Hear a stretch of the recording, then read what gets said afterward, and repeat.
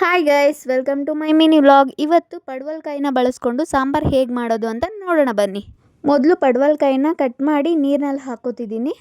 ಮತ್ತು ಬೇಳೆ ಬೇಯಿಸ್ಕೊಳ್ಳೋಕ್ಕೆ ಅಂತೇಳಿ ಕುಕ್ಕರ್ನ ನಾನು ಇಲ್ಲಿ ಬಳಸ್ತಿಲ್ಲ, ಪಾತ್ರೆಯಲ್ಲೇ ಬೇಳೆ ಬೇಯಿಸ್ಕೊತೀನಿ. ಕುಕ್ಕರಲ್ಲಾದರೆ ಫುಲ್ಲು ಸ್ಮ್ಯಾಶ್ ಆಗಿಬಿಡುತ್ತೆ. ಸ್ವಲ್ಪ ಬೇಳೆ ಇದ್ರೇ ಸಾಂಬಾರು ಚೆನ್ನಾಗಿರೋದು. ಒಂದು ಚಿಕ್ಕ ಬೌಲ್ನಷ್ಟು ತೊಗರಿ ಬೇಳೆನ ಬೇಯಿಸ್ಕೊತಿದ್ದೀನಿ. ಈಗ ನೀರಿಗೆ ಬೇಳೆನ ಹಾಕಿ ಸ್ವಲ್ಪ ಬೇಗ ಬೇಯಲಿ ಅಂತೇಳಿ ಉಪ್ಪು ಮತ್ತು ಸ್ವಲ್ಪ ಎಣ್ಣೆನ ಹಾಕ್ತಿದ್ದೀನಿ. ಈ ಸಾಂಬಾರಿಗೆ ಒಂದು ಮಸಾಲೆನ ನಾವು ತಯಾರು ಮಾಡ್ಕೋಬೇಕಾಗುತ್ತೆ. ಮಸಾಲೆ ರುಬ್ಕೊಳ್ಳೋದಕ್ಕೆ ಒಂದು ಟೊಮ್ಯಾಟೊ, ಒಂದು ಈರುಳ್ಳಿ, ಒಂದು 4-5 ಬೆಳ್ಳುಳ್ಳಿ, ಸ್ವಲ್ಪ ಶುಂಠಿ, ಸ್ವಲ್ಪ ತೆಂಗಿನಕಾಯಿ, ಹಾಗೆಯೇ ಕೊತ್ತಂಬರಿ ಸೊಪ್ಪು, ಹಾಗೆ ಒಂದು 2 ಸ್ಪೂನ್ ಆಗೋಷ್ಟು ಧನಿಯಾ ಪೌಡರು ಮತ್ತು 1 ಸ್ಪೂನಷ್ಟು ಖಾರದ ಪುಡಿನ ಹಾಕಿ ಮಸಾಲೆನ ರುಬ್ಕೋಬೇಕು. ಈಗ ಇನ್ನೂ ಒಂದು ಸ್ವಲ್ಪ ಬೇಳೆ ಬೇಯಬೇಕು ಅನ್ನೋವಾಗ್ಲೇ ಕಟ್ ಮಾಡಿ ಇಟ್ಕೊಂಡಿರೋ ಪಡವಲಕಾಯಿ ಹಾಗೆಯೇ ಒಂದು ಟೊಮ್ಯಾಟೋನ ಕಟ್ ಮಾಡಿ ಹಾಕೋತಿದ್ದೀನಿ.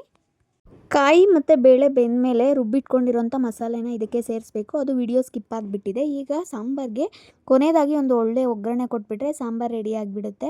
ಆ ಒಗ್ಗರಣೆ ಹಾಕೋದಕ್ಕೆ ಬಾಣಲಿ ಇಟ್ಬಿಟ್ಟು ಸ್ವಲ್ಪ ಎಣ್ಣೆ ಹಾಕಿ ಸಾಸಿವೆ ಚಿಟಪಟ ಅಂದಮೇಲೆ ಒಂದು ಈರುಳ್ಳಿ ಹಾಗೆಯೇ ಸ್ವಲ್ಪ ಕರ್ಬೇವಿನ ಸೊಪ್ಪು ಹಾಕಿ ಲೈಟ್ ಗೋಲ್ಡನ್ ಕಲರ್ ಬರೋವರೆಗೂ ಫ್ರೈ ಮಾಡ್ಕೋಬೇಕು. ಆಮೇಲೆ ಸ್ವಲ್ಪ ಸಾಂಬಾರನ್ನ ತೆಗೆದು ಹಾಕಿದ್ರೆ ಸಾಂಬಾರು ರೆಡಿ ಆಗಿಬಿಡುತ್ತೆ. ಈ ಸಾಂಬಾರು ಬಿಸಿ ಬಿಸಿ ಮುದ್ದೆ ಹಾಗೆ ಬಿಸಿ ಅನ್ನಕ್ಕೆ ತುಂಬ ಚೆನ್ನಾಗಿರುತ್ತೆ. ಒಂದು ಸಲ ಟ್ರೈ ಮಾಡಿ ನೋಡಿ.